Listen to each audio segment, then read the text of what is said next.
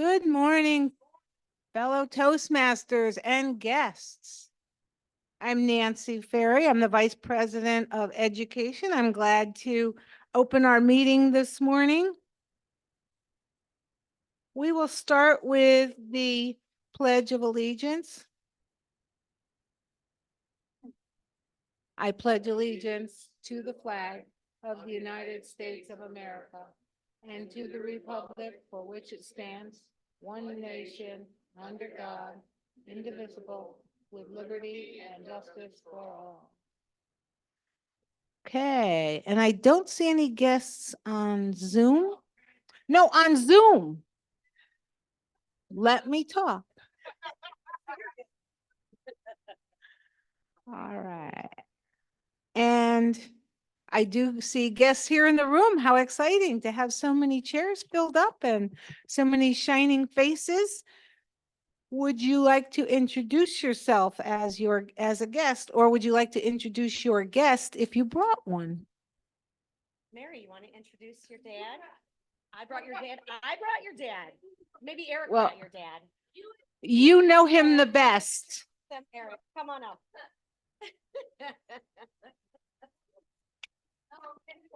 Right. Thank you. Thank you. With cookies in my mouth. Our guest this morning is Mary's dad, Paul Cavanero. We'd like to welcome Paul. And we also like to welcome two other Toastmaster members. Our, retired Toastmaster, Harry Carlson. Good morning, Harry. And the person we haven't seen in a long time too, Mr. Dennis Galda. Welcome, everybody. Madam Vice President of Education. Thank you. And Jackie, are you ready for our inspiration?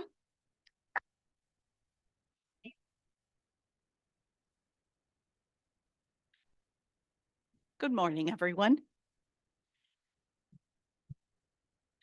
We are a diverse group of people, each with our own belief system, but we have a unified goal of enhancing and elevating our ability to express ourselves.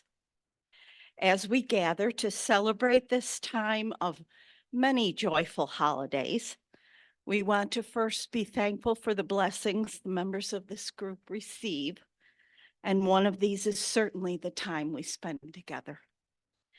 My hope is that 2024 allows us to continue to share and support one another, be generous in our praise of one another, and help one another to achieve our goals. May the new year see us reasonable in our expectations of each other, kind in our evaluations, hopeful in our welcome of plentiful guests. Thank you. Well, no more needs to be said. And Dave, you were frantically waving your arm. Did you have something to say? Up here.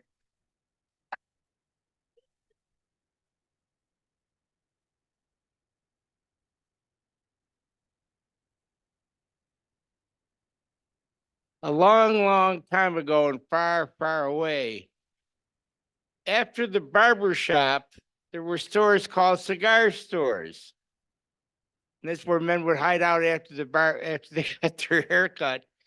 And they'd have all kinds of great things, magazines and newspapers and naturally the accompanying tobacco products. In this room today, you have a survivor of Licata Cigar Store and Cabanero Cigar Store. This is a historical moment that we've come together. And I was fishing 20 years ago. A guy asked me about how he was doing.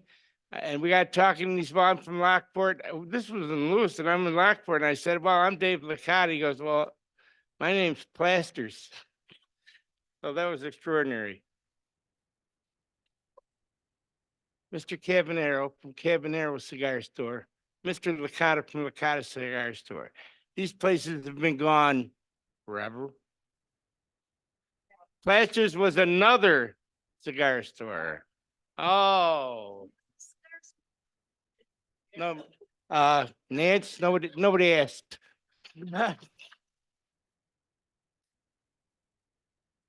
And also we had another guest join us. Would you like to introduce yourself or would you like someone to introduce you?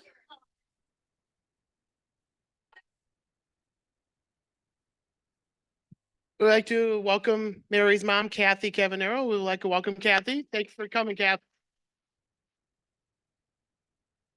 And also joining us on Zoom is Marshall Song. Thank you for coming again. Welcome. This is your second visit here. And the third, I'm so sorry. I'm glad that you're here. And now we'll turn it over to our president, Dr. Stevens.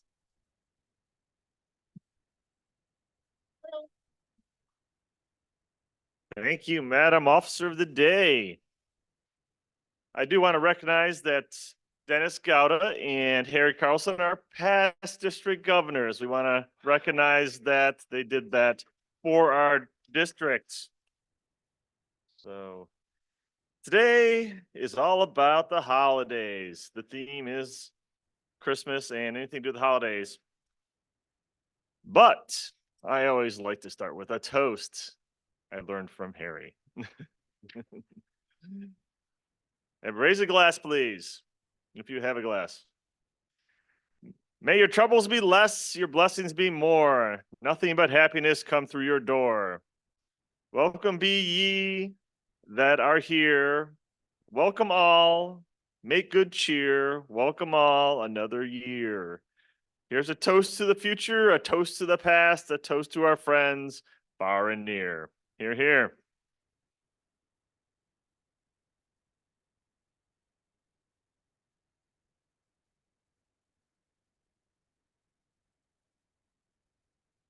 Start off the meeting, I kind of wanted to finish the story. I had a speech pretty recently. It was about the Hamburg Festival of Lights. How many people have been to the Hamburg Festival of Lights in the past? Been around a while. Okay, so we got a few hands there.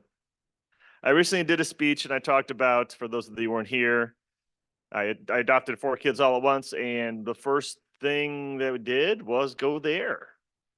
I don't think they were even adopted, actually. They were still in foster care. And they were like ragamuffins. I use that word again, Beth. I know you liked it. But it was fun. But it has grown. I went this past weekend and it has grown. It is huge. They have so many more lights now. They have a train. So if you have some small grandkids or kids, even if you want to go yourself, I had some students go. They were in their 20s. They took the train around and it had lit up all the story of the Grinch. So that was neat. They had a merry-go-round there. They had all kinds of food that you could buy, certainly hot chocolate. An interesting happening did occur when we were at the train, waiting for the train. My daughter's boyfriend was just standing there and he had a bit of wax drip on him, or plastic, and he looked up and the electrical cord was on fire. So we had to alert the local workers there. They had a nice heater there to keep you warm. So they had unplugged that, obviously. Otherwise, it could have been a big fire. Sometimes the electrical fires do spread. So that was an interesting happening. But they also had a Frosty's dance party. So if you did want to, adults and kids were dancing with Frosty when the music was going on in regards to different types of Christmas songs. And boy, are there lots of Christmas songs for sure. So we did enjoy that. $30, load up your car, drive around. Today I'll talk about different local things that do happen with the holidays, and also probably do a little Christmas trivia. So that'll be interesting. I know Dave is a giant fan of trivia, so I had to make sure I threw that in there.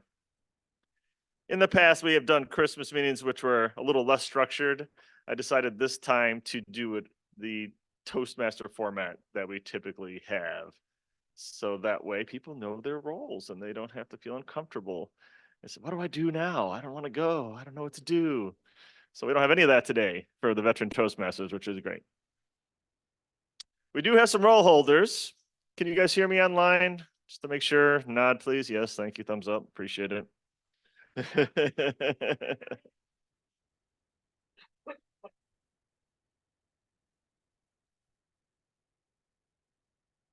Okay. The people that are on Zoom I have here are David Jones, Mark Campos, Sylvia Baptiste, and looks like Marshall Song and Les Robinson. Eric is not on Zoom. He's actually in the room. He's trying to be in two places at once, which is usually what he does. So our roll holders today, we do combine the word and master and grammarian for our veteran Toastmasters that are guests now. So Jill Roaring is our WAG master, we call it now. So if you could tell us what your role is.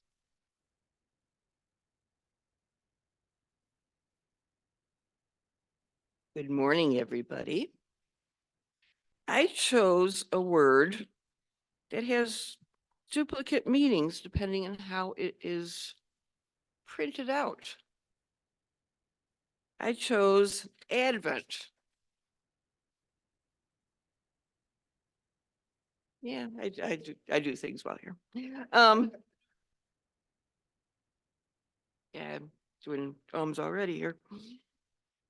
Advent, if it's spelled with a capital A, is the period before Christmas, 4 Sundays before Christmas.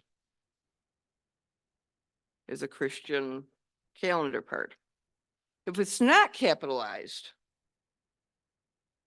it's a coming into being or use.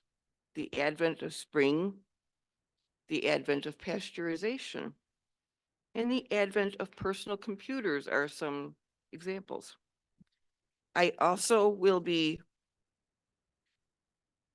I'll be keeping track of the Advent pronunciations during the day. I will also be watching for ums, pregnant pauses, and interesting and poor uses of grammar. And I'm going to stick this up in a few places to remind people to use it during table topics. Thank you.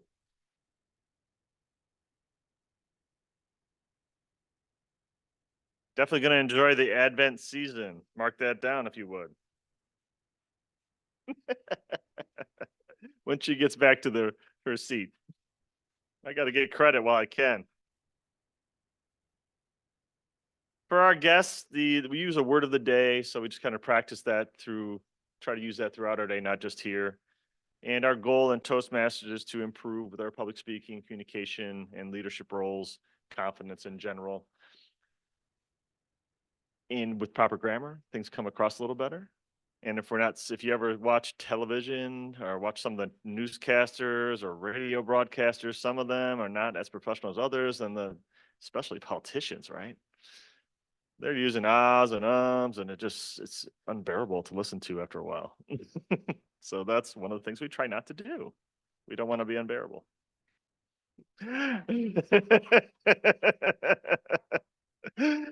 Our next role holder is Katie Orr. She is our quote master. Do you have a quote for us, Katie? A round of applause, please.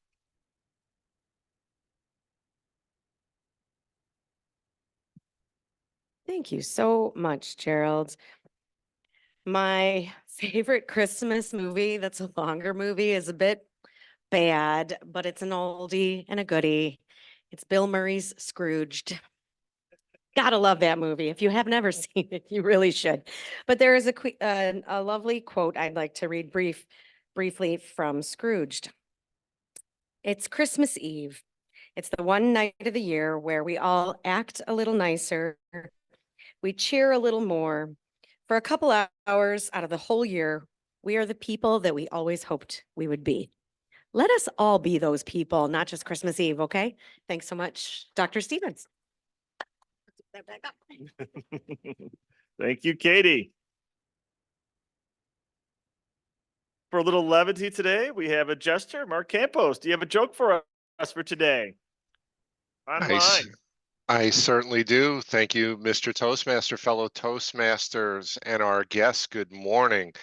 Not surprisingly, there is no shortage of holiday jokes out there, and the vast majority of them are about Christmas. I have a few I will share with you. There's not a lot of originality here, so feel free. If you know the punchline, just shout it out. Here goes. What do you call a kid who doesn't believe in Santa? A rebel without a clause. If Santa and Mrs. Claus had a baby, what would he be? A subordinate clause. No. What happened to the man who stole an advent calendar? He got 25 days. How fortuitous that advent is the word of the day. Looks like I almost planned that. How did Scrooge win the football game? The ghost of Christmas past. What's the Grinch's least favorite band? The Who. And how exactly is Christmas like your job? You do all the work and some fat guy in the suit gets all the credit. Mr. Toastmaster. Very nice. I'm a particular fan of the last one. I think we can definitely relate to that. Our timer today is Tracy Farrell. Can you tell us your job duties, please?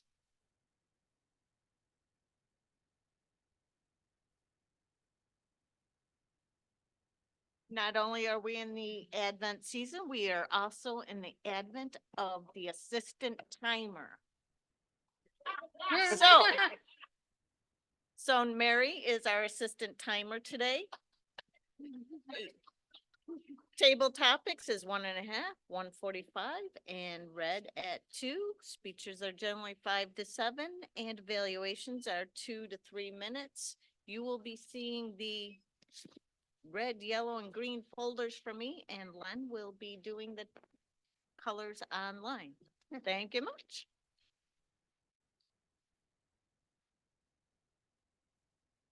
For our guests, we'd like to also make sure that we time our speeches so we don't blather on forever and ever. Because we like to talk.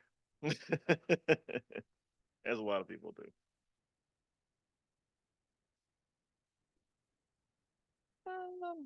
We'll see. We'll see. Probably not. I guess our quizmaster is ready to go. She's standing right here.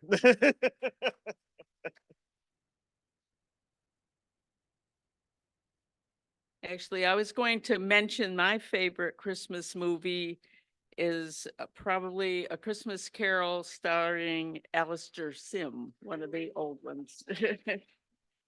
As quizmaster, I'm going to test your listening skills.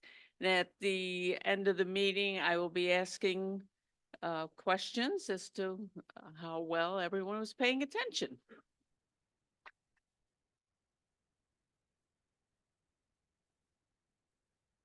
And as all of you know, I continue to work on my listening skills. I definitely have the husband listening going on at the house. So I often do not know what's going on, even though I've been told numerous times. Probably not unlike most husbands. But I won't poll the audience. So let's talk a little bit more about things that go on during Christmas here. Who has seen the Nutcracker? Okay. Yeah. First time I saw it, I was in middle school, but I recently went to Shays and I saw it there. My wife had never gone. I've known her for 23 years, never once mentioned that she wanted to go. She said, "Oh, I wanted to go since I was little." I'm like, "You have? It's amazing when you still learn things all these years, right?" So I took her. It was fun. I had no idea they didn't talk at all. I had no idea they didn't sing, but there was some amazing music for sure. They had the VPO, Belleville Philharmonic there, Dance of the Sugar Plum Fairy. They actually got a new instrument that plays the music. Apparently, they specially got it made. The Tchaikovsky. Tchaikovsky was the one that wrote that whole musical genre, we'll say, for that ballet, and that instrument goes do do do do do do. You know, in the Dance of the Sugar Plum Fairy. You know what I'm talking about? Yes, yeah. I might have to step out online and maybe we'll download a video of someone else doing it professionally. You definitely don't want to see me dance around. There might be an injury, it's possible.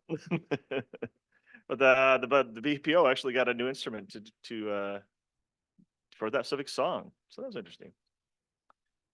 At this point, and everybody, by the way, during this meeting will get a chance to speak in regards to the holiday and talk a little about holidays and favorite holiday things. It could be movies, could be whatever. And we'll eventually do table topics. Kate volunteered to be the table topics master as a part of my general housekeeping, Mr. General Evaluator. Do you have something, Eric? Or no, no, no, not yet, Eric. Not yet, Eric. I did want to, before I introduced you, I did want to thank everybody who brought cookies. So thank you so much for everybody who brought cookies. There's coffee and goodies over there. Definitely partake. Probably take some with you as well. And now I'm ready for you, Eric. That was pretty close. Mr. General Evaluator.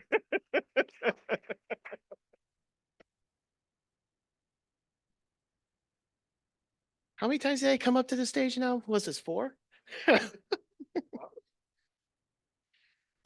Aren't I always? No, I'm just kidding. Thank you, Mr. Toastmaster, fellow Toastmasters, and guests. I am your general evaluator today, and I will be evaluating Dr. Stevens and our evaluators, and I will be providing a video of David Letterman's top 10 things you don't want to hear on Christmas morning. So get ready for some laughs this morning. So, Mr. I'm General Evaluator, Mr. Toastmaster. Thank you, Mr. General Evaluator.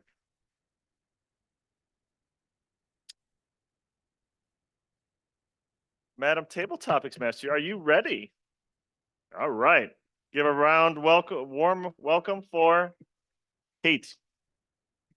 Thank you so much. Is our WAG master ready and our timer and assistant timers ready? Excellent. So for anyone who's unfamiliar with table topics, later we'll have our prepared speakers. Right now, this is the impromptu speaking, extemporaneous, off the cuff style speaking. For everyone on Zoom, you can know who's in the room. In addition to our guests, Kathy and Paul and Dennis and Harry, we also have Len, Eric, Mary, Gerald, Nancy, Thomas, Steve, Jill, Carol Ann, Jackie, Tracy, and Joe. I will have 3 of our former Toastmasters be speaking today, so you maybe know who you're getting called upon. Thomas will be our first one. I'm going to say 3 different questions, but those of you called after can use the same question, or you can use the new question. You'll be first, and then, or you could talk about whatever you wish. In this club, the goal is 1.5 to 2 minutes. Some other clubs are just 1 minute. We're overachievers here at AM Lockport. 1.5 to 2 minutes is your goal. Watch the timer, please, and use the word of the day, Advent. Thomas, if you were a Christmas cookie, which one would you be and why? Thomas. Thank you very much, Topic Master. Oh, no. Hold on, just the timer.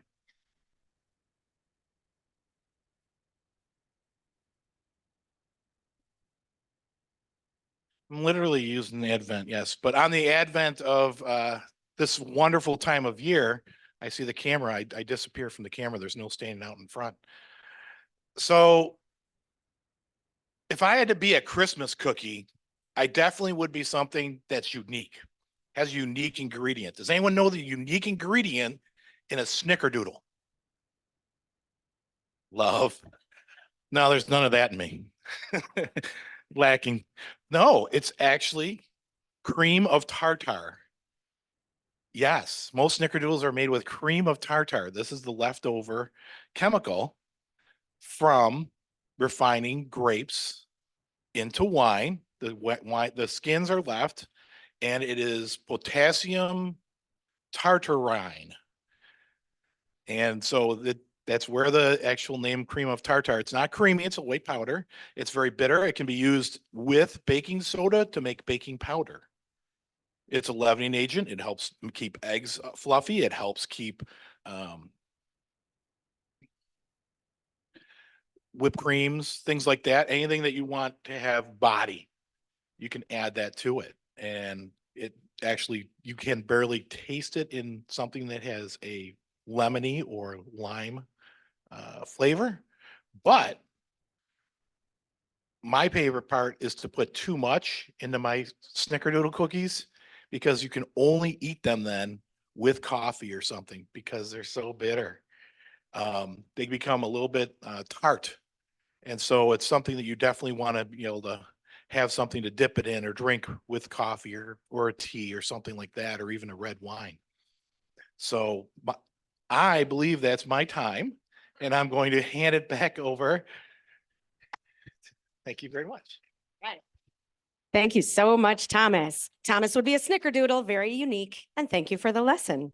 So the next contestant in Table Topics may use that question or this next question, and our next speaker will be Harry, if you are amenable to that.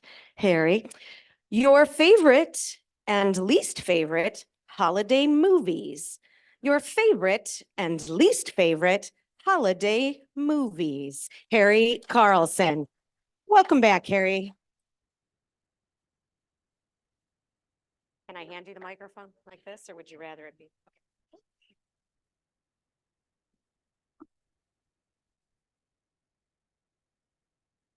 Madam Topic Master, welcome guests, fellow Toastmasters.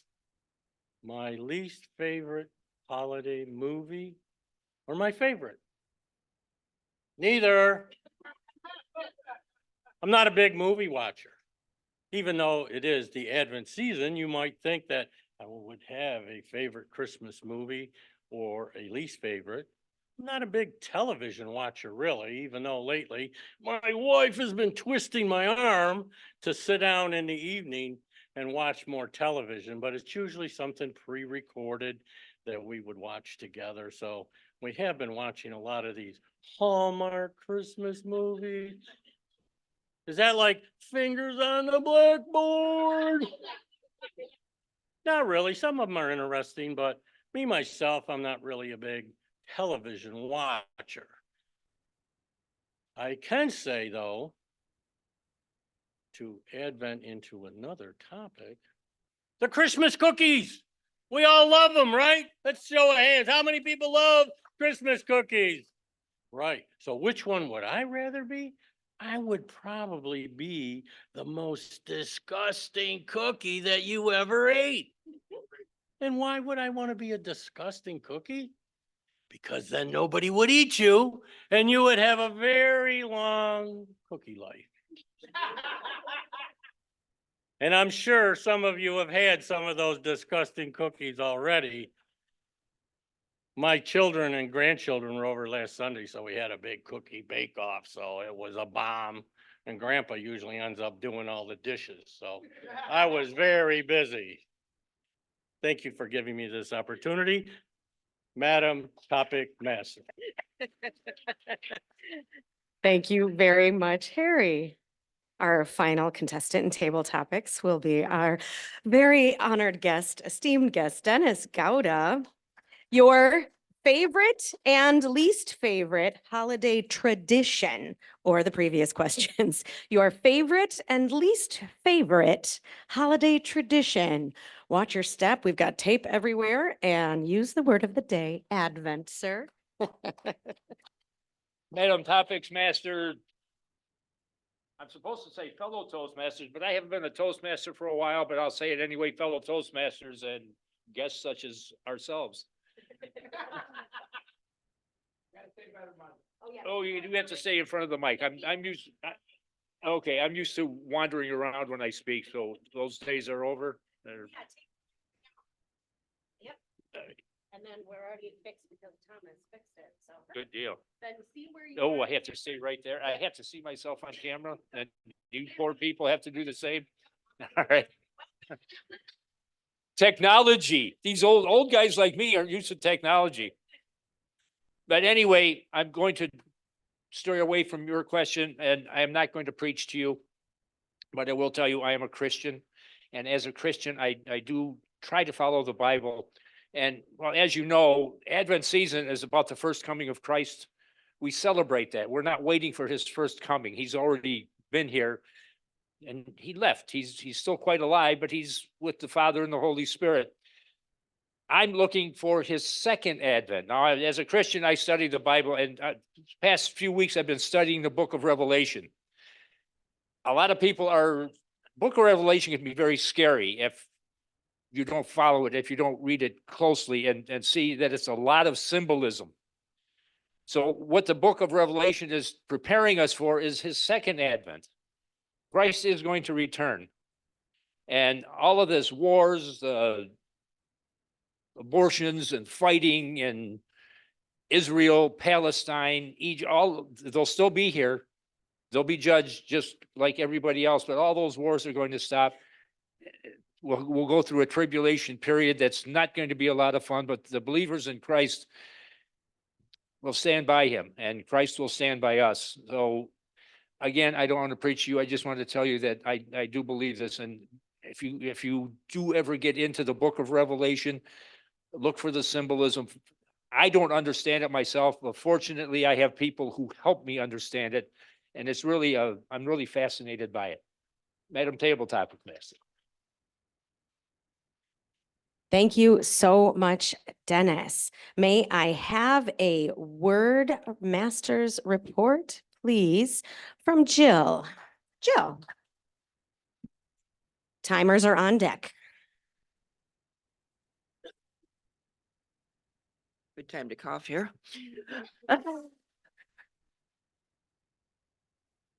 So far, Gerald has used it. Mark Campos used it twice. Thomas used it once. I'm not going to count the time that he used it in this. That was physically using it, yes. Harry used it twice and Dennis used it twice. So there we go. Thank you so much. And Mary and Tracy, come on up. And tell us how our competitors did today. Thomas 155, Harry 153, and Dennis went over 220. Oh, even with the buffer. Oh, no. Bravo. Thank you, timers. I think he qualifies still because I explained to him the technology in the beginning and he went right with it. So the microphone and where to stand, I think would give him those 5 seconds. Our poll will be up online for our Zoomers and our ballots are on the table and Harry has his hand up. Dennis is a DTM, so Harry is countering. He should have made time. I'm hearing between the lines here. Didn't make time. Don't time me. For our guests, DTM is one of the highest ranks, the highest rank. There's some beyond, but DTM is the pinnacle of Toastmasters. You're a distinguished Toastmaster. Didn't make time, doesn't care about time, whatever you just said. So doesn't matter also, but he winged it with the technology. Like David said, he's into the 90s. No, we're all still getting used to all of this. I applaud you for returning and running right into it. And I will hand back over to our Toastmaster of the day, Dr. Stevens. Thank you, Kate. I did want to mention that I did have one member reach out to me and was a little upset we weren't doing any singing today. However, if anybody wants to lead a song or sing a song, there's a lot of head shit. It's a mixture. We got a mixture of things here. I'm okay with that. We have plenty of time in the agenda. I won't lead you in singing. You'd regret that. Guess what, Dave? Drum roll, please. We're going to do a little trivia. And it happens to be Christmas trivia. And some of them aren't too bad, but some might test your knowledge a little bit. You might actually learn something today. We'll see. Which popular Christmas beverage is also called milk punch? Eggnog. Or Tom and Jerry it's called. Yeah, interesting. See, Dave even knows additional stuff I did not know. Very cool. In the Dickens classic, The Christmas Carol, how many ghosts show up? Oh, Steve got it. It is 4. Yes. I thought so too. That's why I thought it was a tough one. Marty Johnson is here now. So welcome, Marty. In the movie, Miracle on 34th Street is based on a real life department store. I think this is easy. What is it? Macy's. Has anybody been to New York Macy's? Oh, yes, some smiley faces. I assume you enjoyed that. It's quite something. Yeah. Yeah, they do it. It's still around. They're talking about closing, believe it or not, the chain, but hopefully they don't. Elvis isn't going to have a white Christmas. He's going to have a what? Blue Christmas. It's in my repertoire at home for Christmas songs. Love that one. One of my mom's favorites. This probably is a little tricky, and this is just according to this, so I'm not sure if it's exactly right, but we'll see what people think. What do people traditionally put on top of a Christmas tree? Angel is the correct answer. However, that's why I debated it, because I know a lot of people put stars, but according to this list anyway, it is an angel. Further research is required. At this point in the agenda, I'd like to introduce our evaluators, and then we'll start some speeches, and then after that, we'll hear some Christmas messages from pretty much everybody who hasn't spoken yet. So be prepared for that.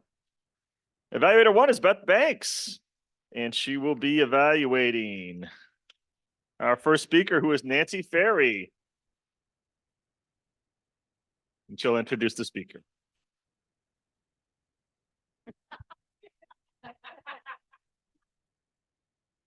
Good morning, fellow Toastmasters. I have the privilege this morning of evaluating Nancy Ferry, who is our first speaker.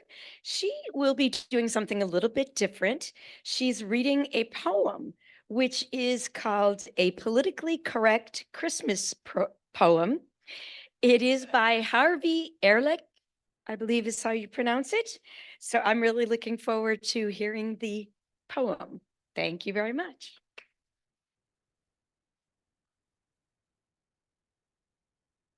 Now back halfway between Gerald and Beth. 5 to 7 minutes, that's correct.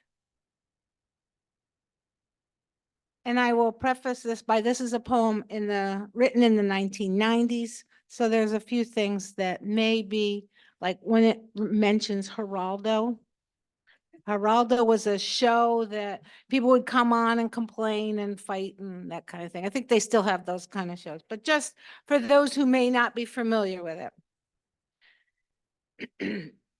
'Twas the night before Christmas and Santa's a wreck. How do you live in a world that's politically correct?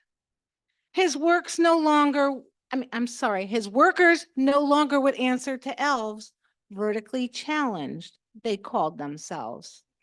The labor conditions at the North Pole were alleged by the Union to stifle the soul. 4 reindeer had vanished without much propriety, released to the wilds by the Humane Society.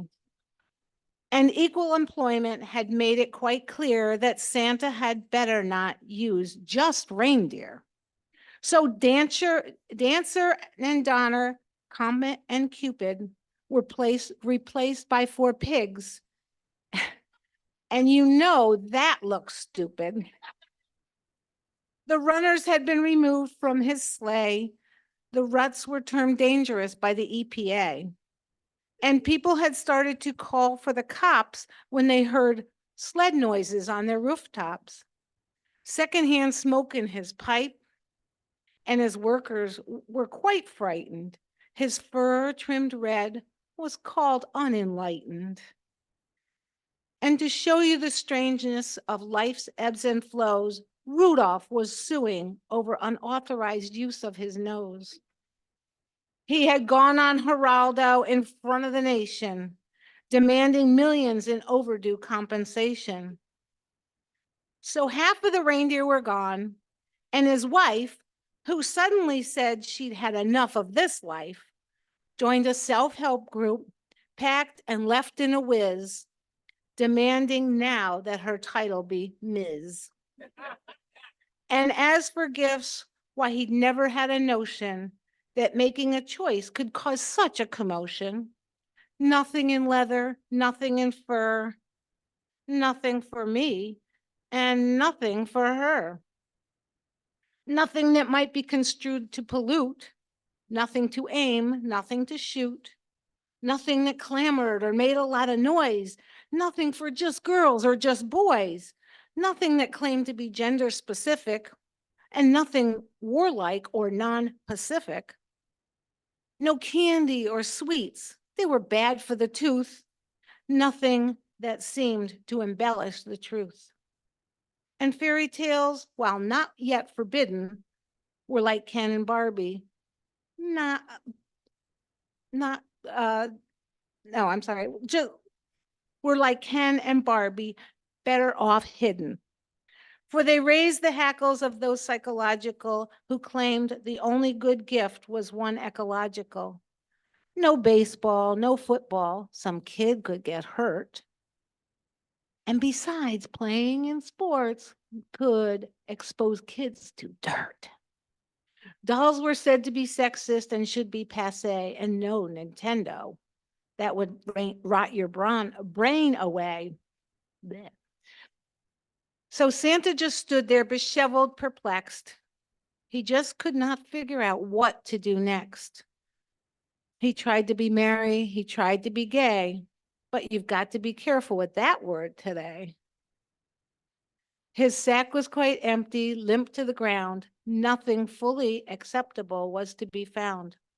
Something special was needed, a gift that he might give to you all without angering the left or frustrating the right.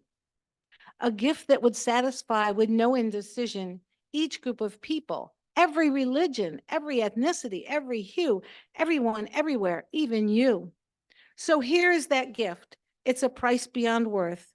May you and your loved ones enjoy peace on earth.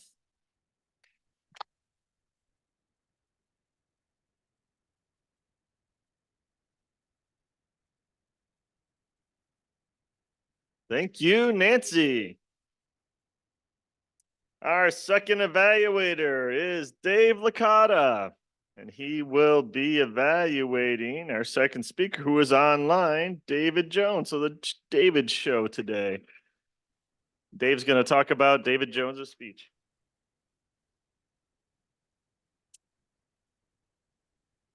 Favorite Christmas movie, of course, is one with Alistair Sims, just like my friend there.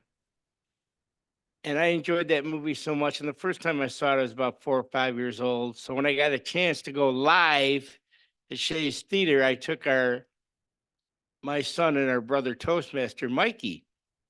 And Mikey's this high. And when that third ghost come out, the scary one, in a loud voice in the middle of Shea's Theater, he said, "We're out of here." Actually getting the biggest laugh of the show that night. David Jones, I have some wonderful news. Next time you come up here, I did find the right skating instructor. So we're gonna get you a pair of skates and get you on the ice, because you seemed to balk the last time you were here. Wasn't interested at all, but he's gonna do a presentation. And this one is called Presentation Mastering from Pathway Level Number 1. And we've always had this, and to prove that our motto is not idle boast. The title of the speech will reinforce that. Buying underwear. Buying underwear. And let me scan this sheet. And Mark Campos, where do I find the time on this thing? It's 5 to 7? All right. 5 to 7 minutes all the way from down south. Go ahead, son. Thank you, Mr. Evaluator, and good morning, fellow Toastmasters and guests. My ex-wife and I were together for 25 years, and every single Father's Day, birthday, or Christmas, I could expect to receive underwear and socks. That was my gift. For 25 years, I had an assortment of socks and underwear in my dresser. They would just magically show up and I always had new, fresh items. Well, about a year after our divorce, I noticed my underwear, the elastic started giving way and they started falling down a little bit. And I started getting holes in my underwear. Some holes were so big, I didn't even have to take them off to go to the bathroom. And on occasion, I would take off my shoe and my toe would be sticking out of my socks. And I wondered, where are those assortment of undergarments at? They were not in my drawers anymore. They weren't showing up for several years. Well, I came to the realization that I was going to have to buy my own underwear. It was going to be an advent into shopping because I didn't even know what my size was. My wife always bought them. And my underwear were so worn, you couldn't read the size in the label. So I went to the department store, and much to my surprise, they frown upon you trying on underwear in the dressing room and putting back the ones that you didn't need to wear. Don't do that. It's not a good thing. But buying my own underwear made me realize that others contribute to our lives on a regular basis. What we have is sometimes taken for granted. For instance, I'm able to speak before you this morning, not because of my ability to wake up early, but because of the efforts of others, like Lynn setting up the room and the YMCA giving us the space, and the club officers managing the club well we can use it today, and members in the future can use it. We benefit each day from the actions of others. And the word we should be using is gratitude.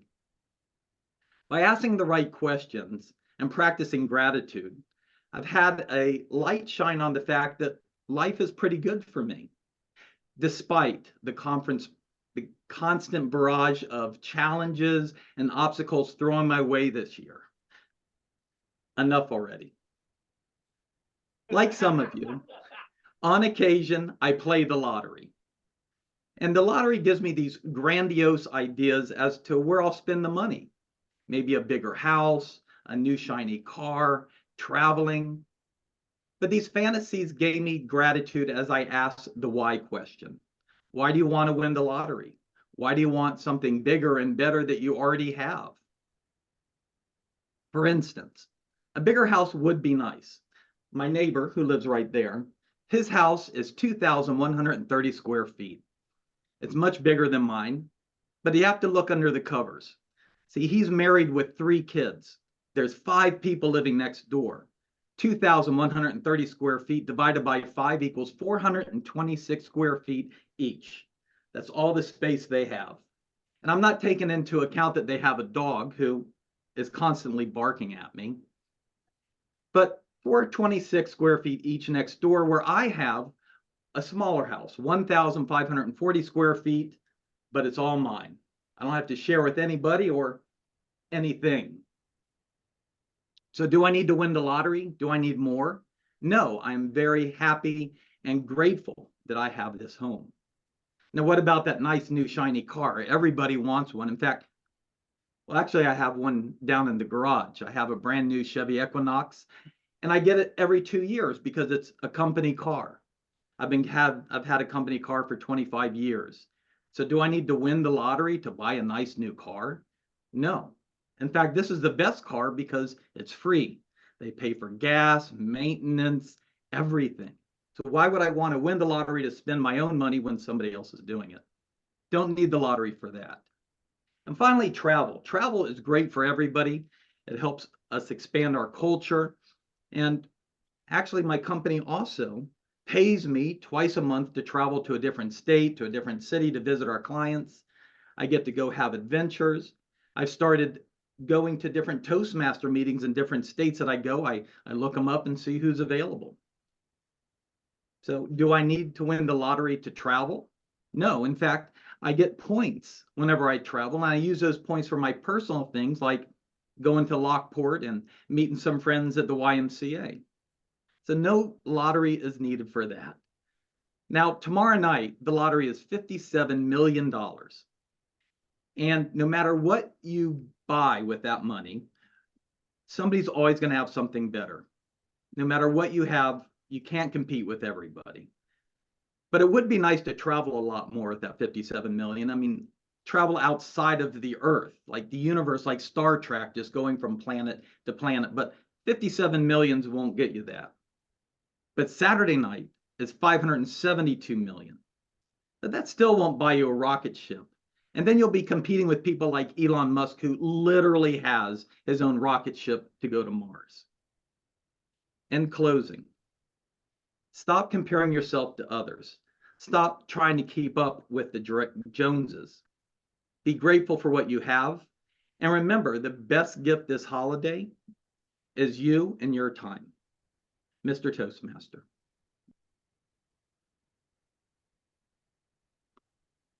Thank you, David.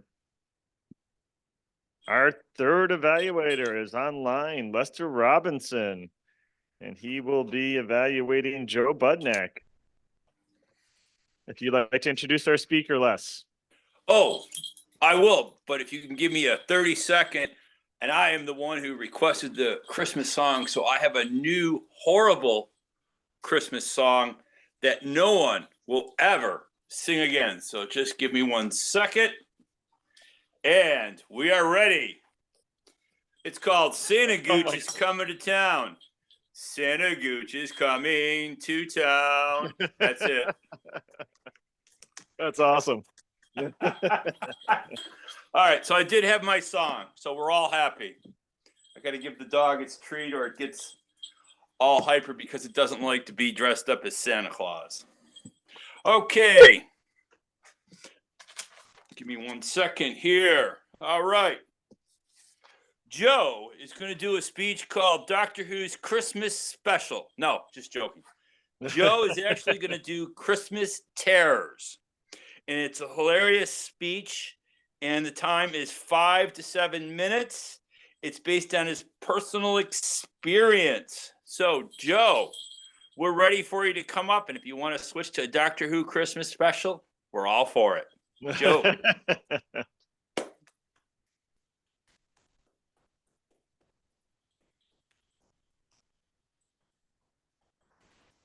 Well, I've always been a fan of scary movies and scary stuff in general since I was little. When other little kids played with trucks and cars, I had an interest in ghosts and vampires and ghouls and that sort of thing. I think my parents are ready to send me to a child psychologist. But despite that, I grew up pretty well adjusted. But I remember the first time I ever saw the movie A Christmas Carol. There are several different versions of this movie, but I was really little when I saw it. I was still in elementary school. And I'm thinking, oh, there's ghosts in this movie, so I should enjoy it. Yeah, Well, the one scene where Scrooge comes up to his house and his doorknob turns into the face of Jacob Marley. If that were me, I would have been running down the street in terror, but he had the guts to even walk in his house. He goes upstairs, I remember the scene, and you hear those chains coming up the stairs and that Jacob Marley saying Scrooge. And he's sitting there in his chair, and I'm thinking if that were me, I would have been jumping out the window. Watching this movie, I was ready to hide behind the sofa. Now, the first two ghosts were okay, the ghosts of Christmas past and present, but the future? This guy was like the Grim Reaper. He had a black cloak. You never saw his face. He never spoke. He just pointed. And this guy freaked me out. Well, when I went to bed that night, this was Christmas Eve. You think I went to bed and shut the light off with sugar plums dancing in my head, thinking about, what's under the tree? No, I lay there absolutely petrified, thinking of that darn movie. I could have sworn I saw my doorknobs in my closet turning into the face of Jacob Marley. Every little shadow in my room was that ghost of Christmas future with that dark cloak. And I swore I was going to hear Jacob Marley dragging his chains up the hall. I'm thinking this is ridiculous. This is Christmas Eve. I should be tossing and turning of anticipation for tomorrow, not sitting here absolutely terrified. But then I really began to think about this movie and the context of what it portrayed. Scrooge needed an attitude adjustment. And after his encounter with those three ghosts, he changed for the better. So I'm thinking they gave him a little bit of tough love. He needed it. And he did really improve. So I'm thinking they were good ghosts. They didn't hurt him. If anything, his life really changed for the better and he learned a lesson. So I began to think about that and I felt a little better. And as far as Jacob Marley and those chains, well, I just simply visualized some of my teachers in school dragging those chains around, dragging them up the hall, because me and school didn't mix back then, and some of my teachers were real witches. Especially the 3 cafeteria monitors I had to put up with the lunch ladies. I visualized them dragging around in chains and shackles. That would have been a delightful sight, believe me. So I slept a lot better and I realized, that really was a pretty good movie because the lesson that they showed Scrooge, he learned about the spirit of Christmas and the spirit of giving. So I never knew what the term tough love meant until later on, but when I stop and think about it, that's really what they did give him. They gave him some tough love. So I was able to fall asleep and I appreciated the movie for what it was, and Christmas Day came the next day. And my grandpa always, when he was with us, my dad's father, Grandpa Budniak, he was very much like Saint Nick, I remember. He was always very jolly. He had an infectious laugh. He would always just laugh at the drop of a hat. It's like when my dad and I would come see him walking up the driveway, he'd look at us out his picture window because he always sat in a rocking chair there. He'd just start laughing with joy because he was happy to see us. So he was the closest thing to Saint Nick, I think, that I really had back then, when he was still with us. So I still enjoy watching scary stories. I still enjoy A Christmas Carol. But fortunately, I did learn a lesson for that movie that, it was tough love that they give him in that advent of that season. And Scrooge really did learn the meaning of Christmas. But I don't think I ever watched that movie again without getting a little freaked out, thinking about Jacob Marley and that Grim Reaper. All that third spirit was a sickle, and it would have fitted the ensemble just perfectly. So, Merry Christmas, Happy Holidays to everyone. Hope you have a fun, safe holiday, and please enjoy my mom's cookies today. Thank you, Mr. Toastmaster.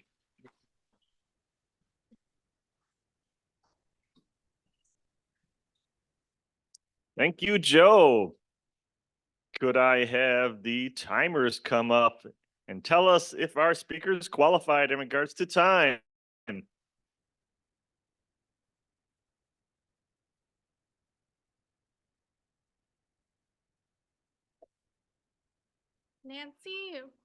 Nancy didn't qualify. 4.4 minutes and 18 seconds. David Jones, 6 minutes and 3 seconds, and Joe, 5.2 seconds.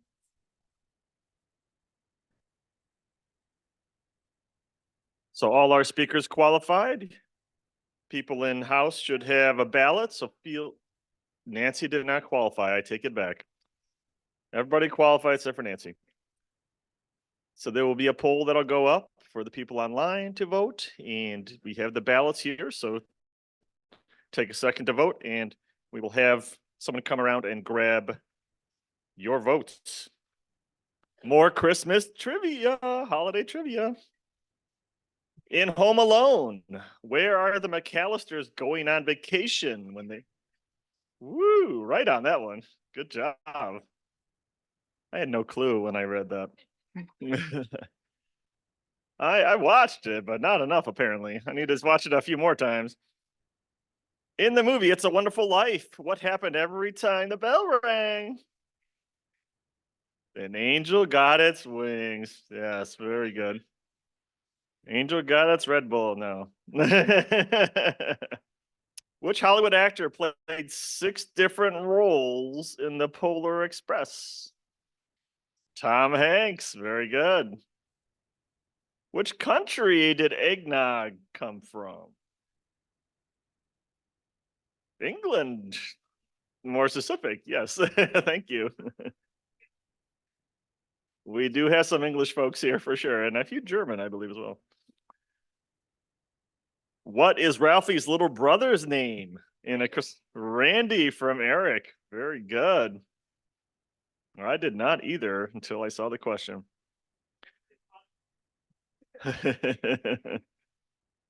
Which country started the tradition of putting up a Christmas tree?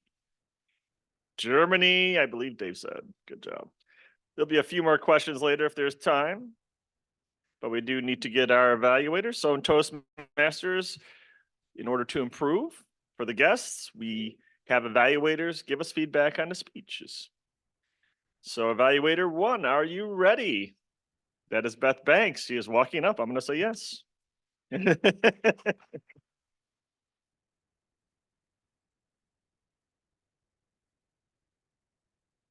Now I'm ready. Oh, that was a wonderful poem. I really enjoyed that. It was a great choice for our holiday meeting. Nancy, it's always a pleasure.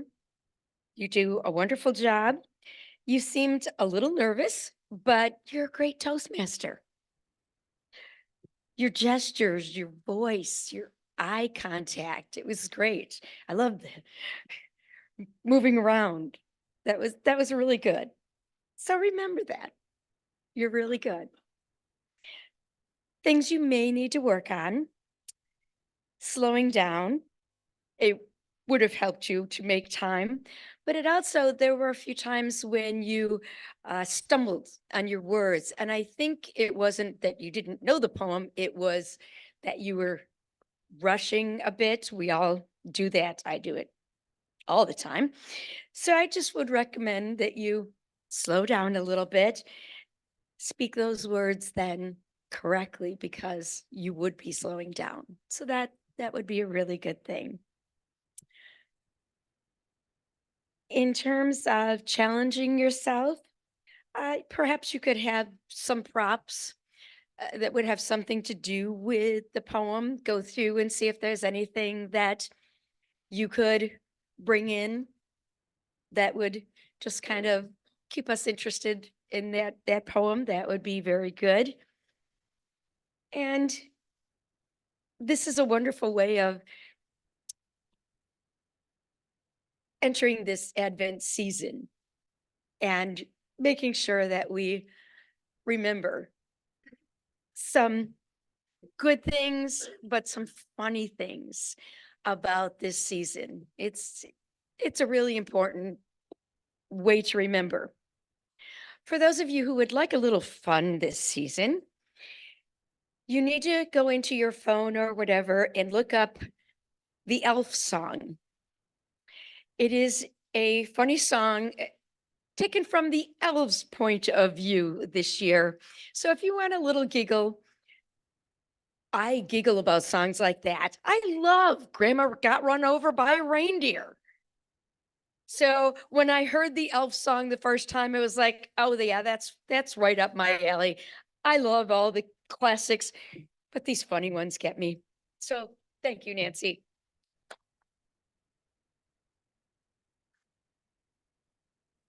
Thank you, Beth. Our second evaluator is Dave Licata. Warm welcome for him, please.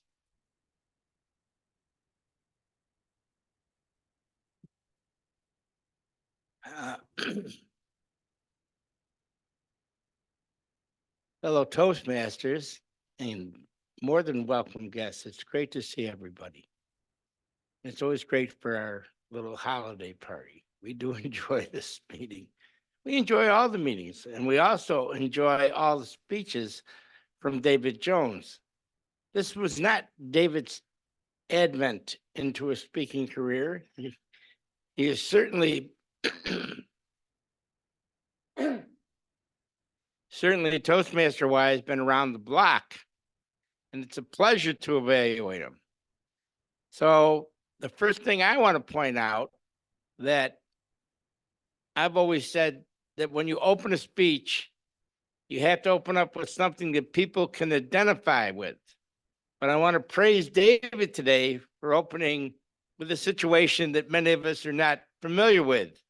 Thank God. So he went for the big laughs, and he got the big laughs. And that's indeed a feather in his cap. Now, what did we see on Zoom? The first thing we saw was a brightly lit room, a well-dressed man, and God, we know he gave a whole speech about how photogenic he is. when indeed he was the poster boy for McDonald's and his visage was plastered across this great nation. But that counts. So we certainly want to note that. And I like the fact that he stood up and gave the speech, because I finally figured it out why I like when people stand up. As I was sitting there moments ago, I said, it's professional. Maybe that's why I like it. Maybe that's why I hit that note all the time. Now, where could he improve? I've only been a Toastmaster for 42 years, so I'm having difficulty about where he could improve. But instead, I'll do the thing that we could all improve on. As prepared as he was, as rehearsed as he was, we could all rehearse a little bit more. And that's about what I've got for what would I have him do next time. But being the number one guilty person, I feel bad saying that. Now I got to practice what I preach. I loved his gestures today. I love the eye contact, the vocal variety, and I love the message. Oh, by the way, if you get to Warsaw, Dave, there's 27 Toastmasters clubs in Warsaw, Poland. I looked it up when I was there. I didn't go to a meeting though, because the wife would have killed me. Now, I can only leave you with this for the general consumption of our members and guests. We learn in moments of pleasure, Ralph Smedley. And it was a pleasure listening to David today. Thank you. Got a guy that left me, Harry's here. Thank you, Dave. Our third evaluator, Lester Robinson, online. If you're ready, Les, go ahead and begin. Yes, I am. So first thing is I'll make sure I use the word of the day, Advent. I have an Advent calendar. So I love Joe's speech. I loved his hand gestures. I loved his opening. The gestures he moved around was great. His vocal variety was incredible. But what I liked was the visualization that Joe put. And I could see him watching the movie, going to bed, and Christmas is coming, and Joe's like, the ghosts are coming. He's kind of like, ah. But the best visualization was the cafeteria workers. And I could see Joe sitting in there looking at the cafeteria workers, and they're in chains. It's like something from one of a movie or a TV show where they have a flashback. And I could actually visualize it kind of like in a black and white scenario. I visualized the room with these ladies in the chain. It was kind of funny. I love how Joe can put that into the voice and how it resonates in there. So you're hearing the speech, you're visualizing the events, and you can actually feel what Joe has. One thing I would say is maybe he should have brought the Christmas Carol book in, or just a prop. That's the only downside of the whole thing, was a prop, like a book or something, just to kind of give it a little more reinforcement. But otherwise, it was a great speech. He just kept the vocal variety, the tone, the pace, and the visualization as he spoke, is how he described the event was incredible. I really can honestly say I could see him watching this TV show. I could see him thinking about Christmas and being kind of scared, and I could see the cafeteria. All of this was just incredible. So I think Joe presented himself. It was a great speech, and it was a win-win overall. Thank you very much.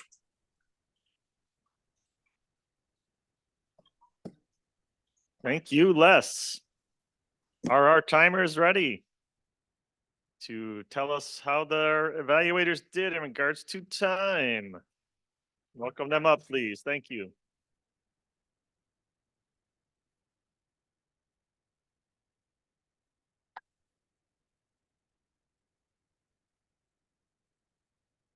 Beth 237. David Licata 311, but he had a buffer. And Wes 154.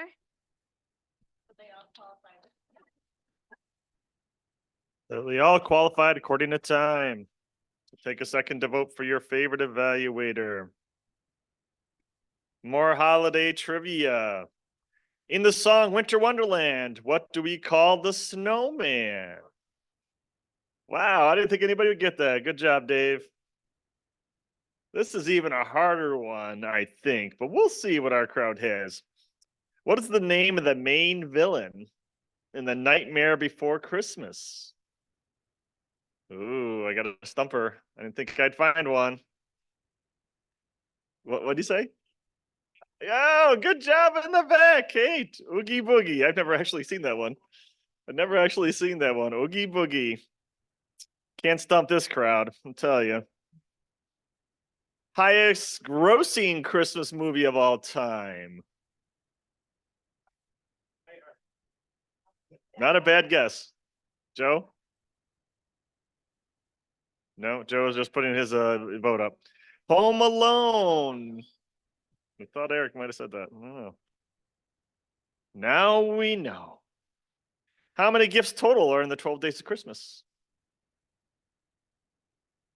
A lot, right? 364. Never tallied it, but apparently someone did. And my last question. In the movie The Christmas Story, what was the name of the neighbors who didn't even finish the question? The Bumpuses, of course. You had seen the movie. The property was recently sold. It's in Cleveland, just so you know. And the BB gun is worth a ton of money. It was initially lost and then recovered. It might be close to $1 million for a BB gun because it's part of the movie. Don't shoot your eye out, kid. Good words to live by. At this point in the movie, I like to introduce This is the Toastmasters movie. We are recorded. Holiday movie. I'd like to introduce our general evaluator.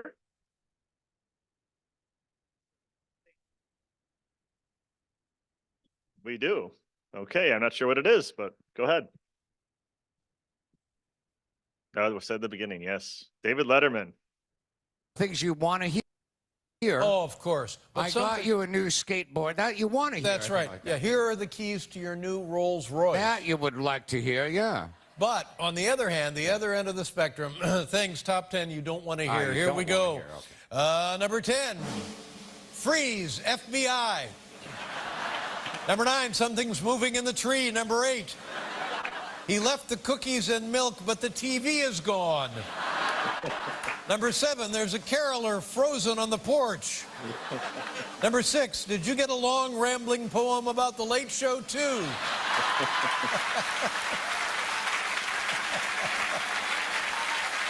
Number 5, my stocking has a foot in it. Number 4, do you smell singed hair? Number 3, Santa left a photo he took of us sleeping. No.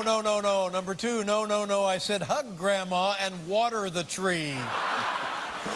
And the number 1 thing you don't want to hear on Christmas morning, just messing with you kids, give the presents back. Very nice. A lot of fun for sure. And please welcome our general evaluator up, Eric Schneider. You want to call for the roll? That's up to you. Or you want to give back to me?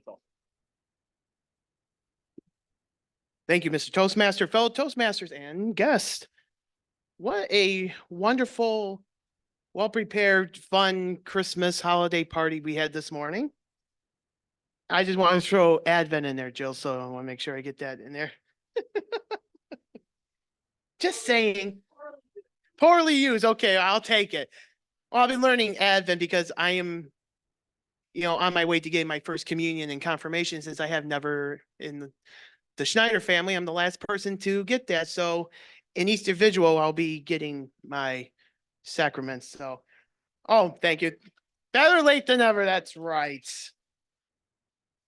In any case, today's meeting was well prepared. Thank you, Gerald, for continuing with the tradition of our holiday party.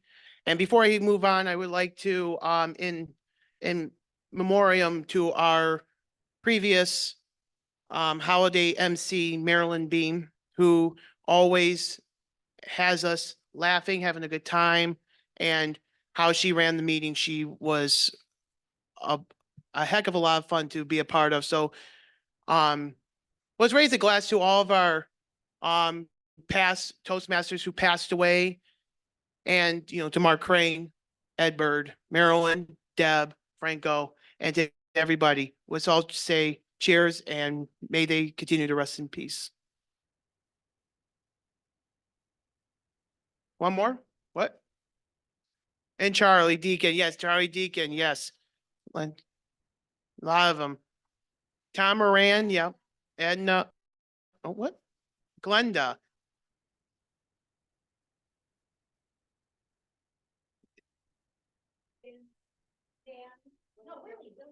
Willie Daniels.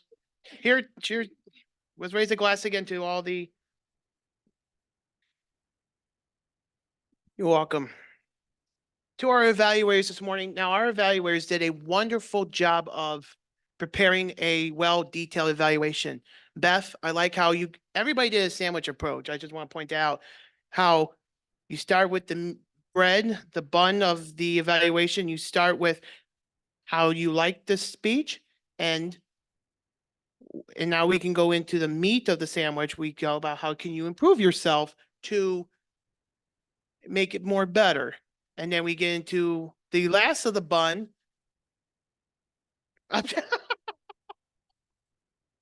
Sorry, Thomas, I'm making you bored right now. No, you're not? Okay. But that's how we do it in this type of evaluations. But all in all of our evaluators did really good. Now, it is also rarely we see the Dave and Dave show, Dave evaluating another Dave. And thank you, David Jones, for the laughter. We know so much about you with that type of speech.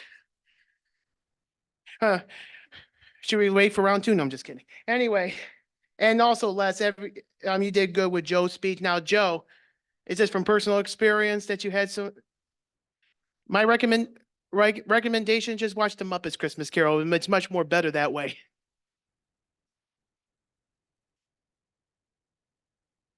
What? Okay. No more better.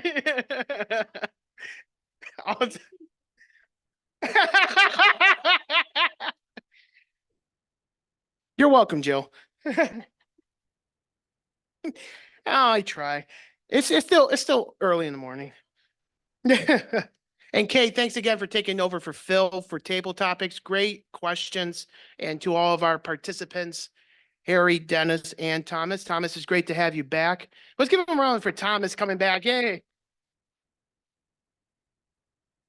But I would like to call for reports. And before I invite Joe up, our quiz master, is she ready to quiz us? Carol Ann.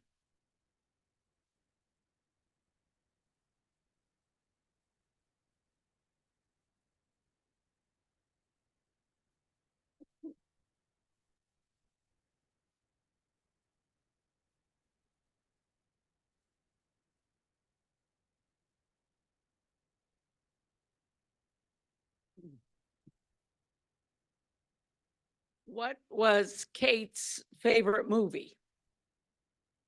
Christmas movie. Right, okay. What was Gerald's surprise that didn't happen in the Nutcracker?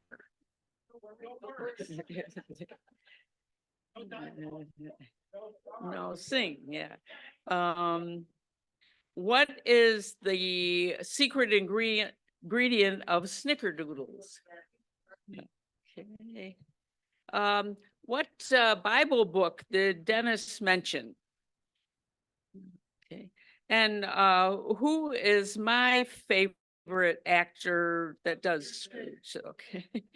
And what does Beth do every time she comes up to the podium?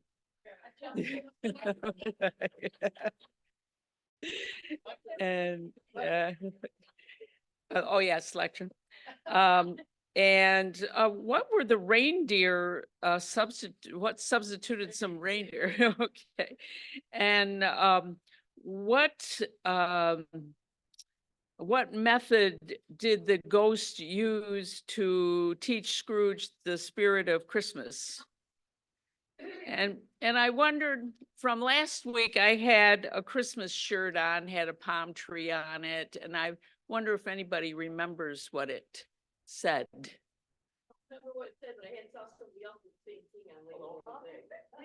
Yeah, no, yeah, it's the, let's see, Mele Kalukamaka, the Hawaiian Merry Christmas.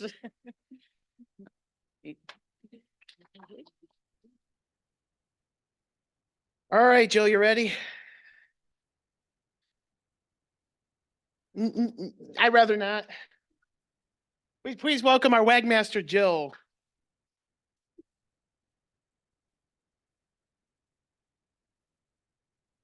Well, thank you so much, Eric. Yeah, Eric. I'm looking at Gerald's notes here. The notes here, it says Gerald. And that's what went into my head. Yeah, it's a good thing it didn't say Doctor Who or something. Advent kept going a little bit. David Jones said it, Joe Budnick said it, David Licata said it, Les Robinson said it, and Eric said it, although poorly, out of context. There weren't very many ums or anything until Eric got up here.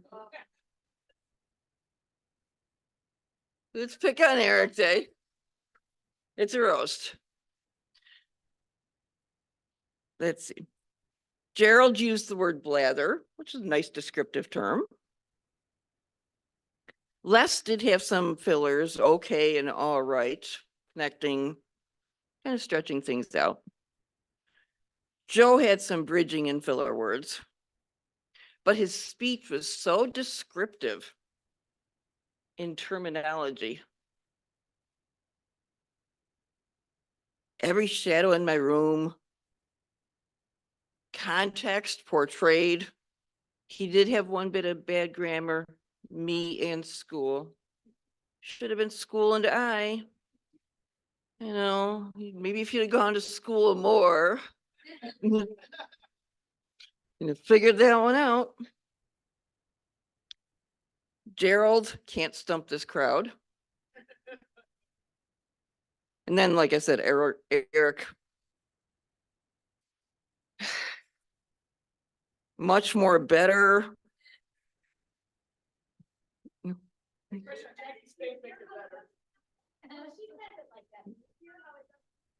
Much more better.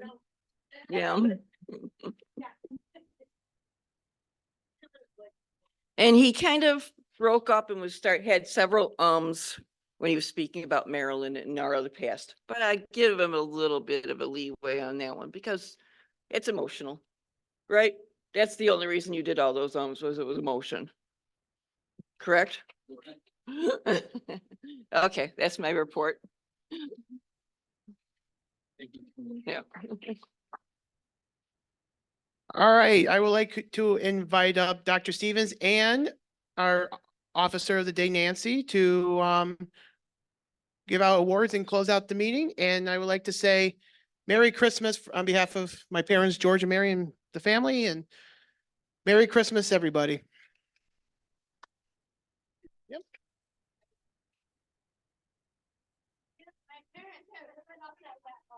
Yes, there is going to be opportunity here. We don't have to. We have a few minutes, and Nancy, if you want to come over and maybe invite the guests, here's the winners too. So Save those for last. absolutely. Keep people forever. Yes, we'd like to invite Mr. and Mrs. Cavanaro to come over and come up and tell us how you enjoyed the meeting, if you feel up to it.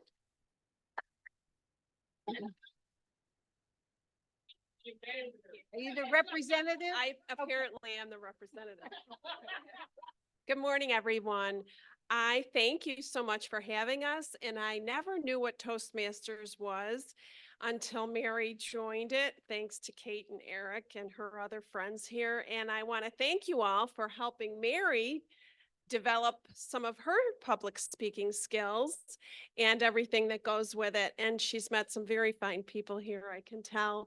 And thank you and Merry Christmas. I loved it all. I loved all of your roles. I loved the meat you get into, the little pieces of the speeches to learn more and develop. So I think it's awesome. I wanted to join Toastmasters years ago because I was in a position in my career where I had to speak sometimes and I needed support and learning and extra development, but I was always intimidated.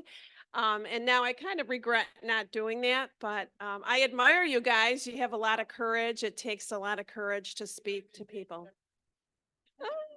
Thank you. Merry Christmas, everyone. And it is never too late. Wait, come for the fun. And she was speaking for you as well, right? Okay. Got that number. Okay. Marshall. Marshall had to step away. He was at a meeting. Oh, okay. I just wanted to say too that you mentioned eggnog as an English drink. Anybody know the famous Christmas Eve Swedish drink? Nope. Glug, glug. And that's what you do with it. It's a hot drink, kind of a mulled port wine with some other alcoholic things that you add after you heat the wine because you lose a lot of the alcohol, so you have to add a lot later on. A lot of mishaps in wrapping gifts on Christmas Eve if you have been glugging. I don't know if that's a verb, but I made it one. Right. Harry, would you like to come up and share how you experienced our meeting today?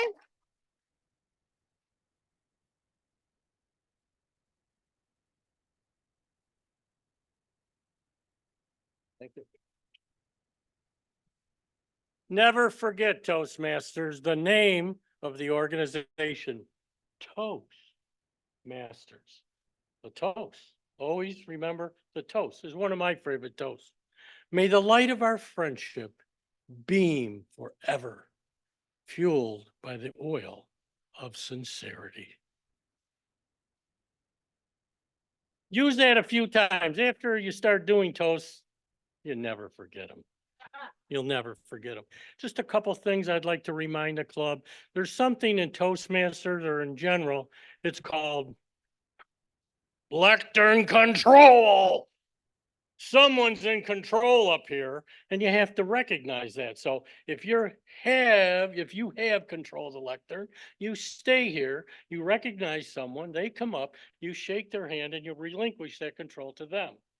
Then before you return, they recognize you by calling you your position or whatever. And then you come back, you shake their hand and relinquish control to them. You just don't walk away and leave the lectern uncontrolled. Someone always needs to stay in control of the lectern. I was wondering how the advent of Zoom was going to really work into the whole portion of the meeting, but I liked it. I think the more I see it, the more I like it. And there's a couple things, I don't know if Len can do anything with that. When I would see the evaluator up here, oh, if you could do a like half split screen, the person being evaluated and evaluator, because I want to see the expression on the person receiving those suggestions. Instead of that little snippet up in the corner, it's like, did they take it or did they just, I don't care. Have a happy holiday, everyone.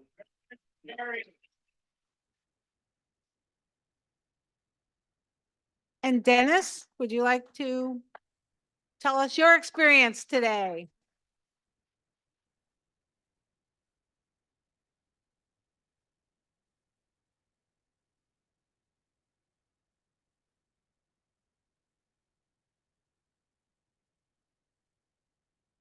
Good morning. Good morning.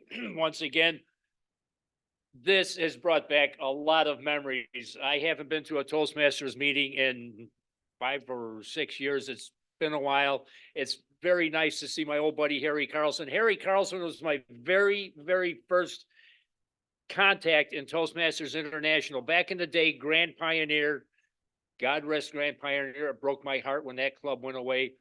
But back in the day, I don't remember the year, but they used to meet at Shannon's Irish Pub on Main Street in Williamsville. It was right next to the 290, not far from the 290. I walked in we met downstairs in the downstairs meeting room. I walked in the building and the very first person that greeted me was Harry Carlson, and we've remained friends ever since. We had the opportunity to share some moments, past history. We talked a little bit about, you talked a bit about some of the Toastmasters that were members of this club who are no longer with us. We talked about some of the members we remember from years ago. This has just been a great experience. Thank you, Katie, for reaching out and inviting me. This makes me want to come back here more often, but this is an ungodly hour to get an old man out of bed. But it is worth getting up for. You're absolutely right. I do hope to be back. I have been toying with the idea of getting back into Toastmasters for some time, and this may be the impetus to push me over the edge to come back more often. So thank you very much, and a very merry and blessed Christmas and blessed New Year to all of you. Thank you.